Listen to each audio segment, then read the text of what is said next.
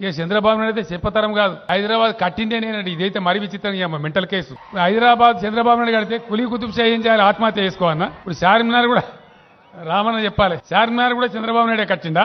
400 ఏళ్ల కింద కులీ కుతుబ్ షా నమాజ్ చేసి ప్రేయర్ చేసి నా నగరం ఓ అల్లా నా నగరం సరస్సు లాగా, సరస్సులో చేపలు ఎట్లుంటాయో గట్ట ప్రజలు పెరగాలి, నగరం వృద్ధి కావాలని చెప్పి ఆయన అల్లాకు దండం పెట్టి చార్మినార్ పునరాయ చేసి 400 ఏళ్ల కింద మొదలుపెట్టిండు.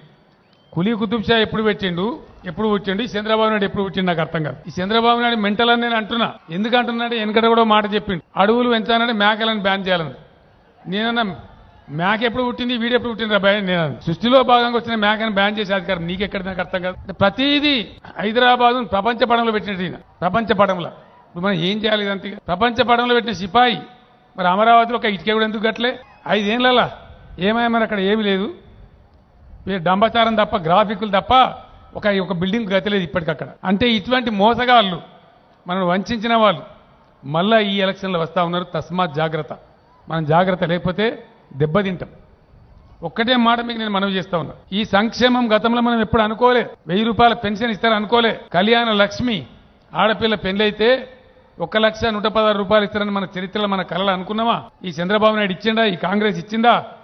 హైదరాబాద్లో వాళ్ళు పంచుకొని తినడానికి సరిపోయింది, ప్రజలకు మాత్రం ఇయ్యలే. ఇట్లా అనేక రకాల సంక్షేమం మనం చేస్తా ఉన్నాం. సంపద పెంచుతా ఉన్నాం, ప్రజలకు పంచుతా ఉన్నాం, రైతులకు పంచుతా ఉన్నాం, ఇంకా పంచుతాం, గ్యారంటీగా పంచుతాం. మీ అందరికి నేను ఒకటే మాట మనవి చేస్తా ఉన్నా. ఇప్పుడు ఇచ్చే పెన్షన్ ఏదైతే ఉందో రేపు మళ్ళా మనమే గెలుస్తున్నాం. ఇంతకుముందు నేను తాండూరులో చెప్పిన, నిన్న కొత్త సర్వే రిపోర్ట్లు వచ్చినాయి. కొత్త సర్వే రిపోర్ట్లో మనం 103 నుంచి 108 సీట్లు గెలుస్తున్నామని వచ్చింది. అందులో నిజంగా మా హరీశ్వర్ రెడ్డి కొడుకు ఇవాళ కొత్తగా యువకుడు పరిగి టైగర్ లాగా మహేష్ రెడ్డి 68.7% ఓట్లు మహేష్ రెడ్డి కొనే రిపోర్ట్ వచ్చింది. 68.7%. మరి హరీశ్వర్ రెడ్డి ఆశీర్వచనం, అన్నా ఏం చేస్తావే నువ్వు, పోటీ చేస్తావా అని బాధతో అడిగిన హరీశ్వర్ రెడ్డి గారిని. నాకు చాలా స్నేహితుడు కాబట్టి మరి ఎట్లా కొద్దిగా నీ పానం మెట్టమెట్టం అయిపోయి ఏం చేద్దామని బాధతో అడిగితే, కొడుకును పెడదామే, గెలిపిద్దాం, కష్టపడదాం, నేను కూడా నా ఆశీస్సులు ఉంటాయన్నాడు.